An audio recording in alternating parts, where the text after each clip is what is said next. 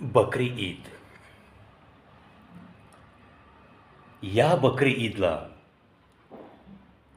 पूर्ण भारत देशात खूप ठिकाणी अप्रिय घटना घडल्यात. मग त्यामध्ये गाझियाबाद असो, कलकत्ता असो, भाग्यनगर असो. वास्तविक पाहता बकरी ईदच्या आधी बऱ्याचशा राज्यांनी एक नोटिफिकेशन जारी केलं होतं की बकरी ईदच्या अनुषंगाने गोवंश हत्या करण्यास बंदी आहे. काही राज्यात उंटांची हत्या करण्यास बंदी घातलेली होती. सुवेंदू अधिकारी यांनी सुद्धा बंगालमध्ये गोवंश हत्या बंदी असे आदेश जारी केले होते. काही राज्य आता गोहत्या बंदीचे कायदे करत आहेत. तसं पाहिलं ना तर सन 1800 पर्यंत आपण मागं जर गेलोत तेव्हा सर्व शेती ही गाय बैलांवर अवलंबून होती, या गुरांवरती अवलंबून होती. कोणत्याही पद्धतीची रासायनिक खतं न वापरता प्रत्येक शेतकरी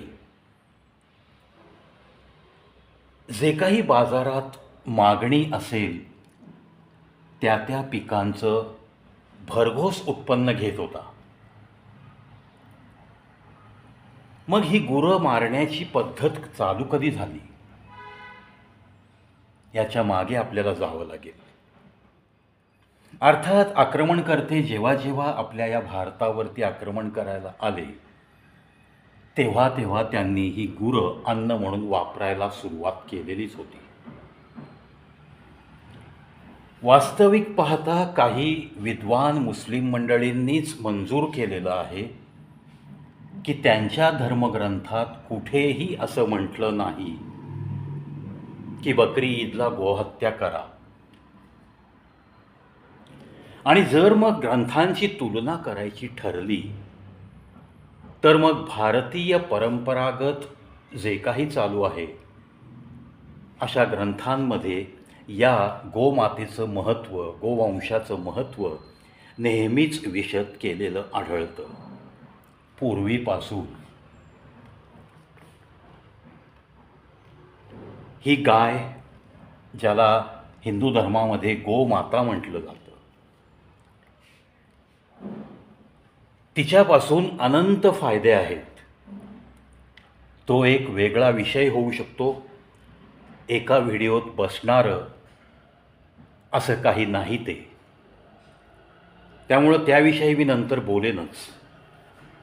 पण जर तुमच्या धर्मग्रंथामध्ये जर लिहिलेलं नसेल की बकरी ईदला गोहत्या केलीच पाहिजे, असं काही नसेल, तर मग ही प्रथा पाडली कोणी? या प्रथेला खतपाणी घातलं कोणी? म्हणजे अक्षरशः काँग्रेस पक्षाचा काहीतरी मोर्चा होता भाग्यनगरमध्ये. त्या मोर्चामध्ये भर रस्त्यात एक वासरू कापलं. ते स्वच्छ केलं तिथंच. रस्त्याच्या कडेला त्याचे तुकडे करून ते शिजवले गेले आणि चक्क मोर्चातल्या लोकांनी मिटक्या मारत ती बिर्याणी खाल्ली. आता या बकरी ईदला सुद्धा आदेश होते की पब्लिक प्लेसमध्ये कोणत्याही पद्धतीने बकरी कापू नयेत, गोवंश हत्या तर करू नये असे आदेशच होते. तरीसुद्धा काही सार्वजनिक ठिकाणी, काही रस्त्यावर गोवंशाची कत्तल झाली, हत्या झाली. गोवंश रस्त्यावर कापले गेले. त्या रस्त्यावर लाल भडक रक्ताचा नुसता सडाच सडा. म्हणजे जर या आपल्या भारत देशामध्ये सरकारी आदेशांना जर केराची टोपली दाखवून बेदरकारपणे वागणारी जनता असेल, तर मग त्या कायद्यांचा उपयोग काय? त्या सरकारी आदेशांचा नक्की उपयोग काय? हा प्रश्न निर्माण होतो. या गोवंशाचा उपयोग या शेतीवाडीमध्ये यांत्रिकीकरणामुळं थोडा कमी झाला आहे. हां, गरीब जो शेतकरी असतो, ज्याची कोरडवाहू जमीन आहे, जो भाड्याने ट्रॅक्टरसुद्धा घेऊ शकत नाही, अशी काही ठराविक शेतकरी गरीब कुटुंब या गोवंशाचं पालन करताना आणि त्यांचा उपयोग या शेती कामांसाठी करताना आढळतात.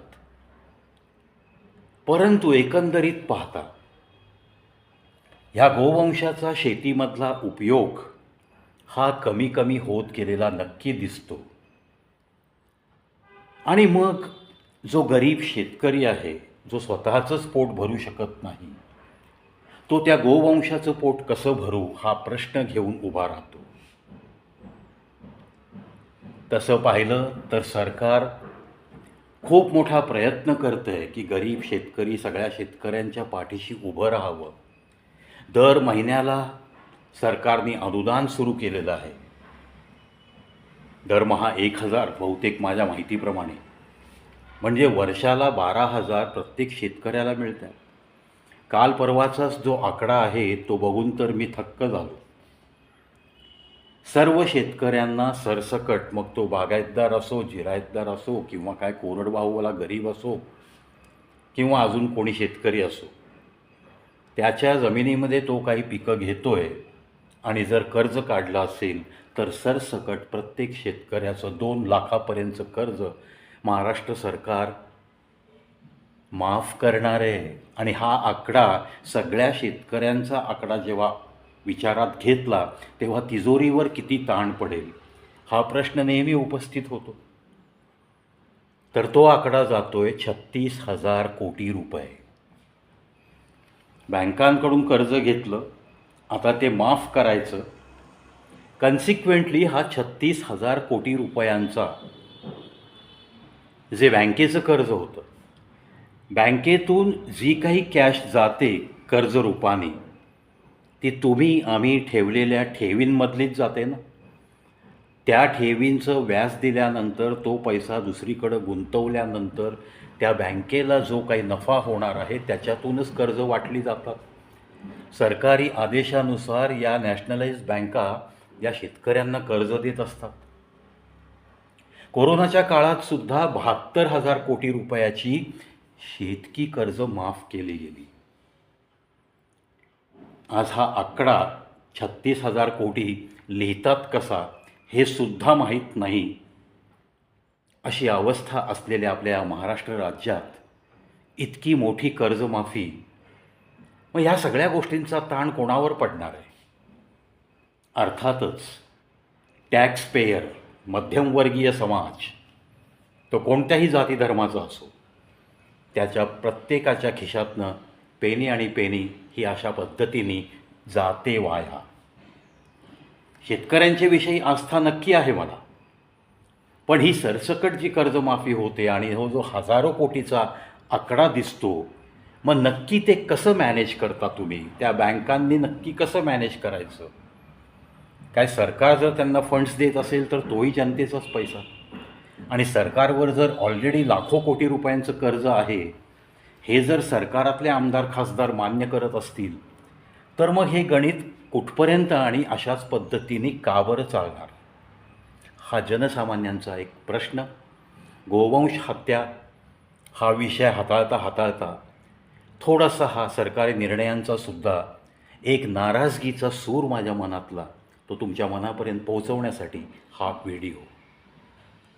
पाहत राहा, ऐकत राहा कविप्रवीज शो ऑन YouTube.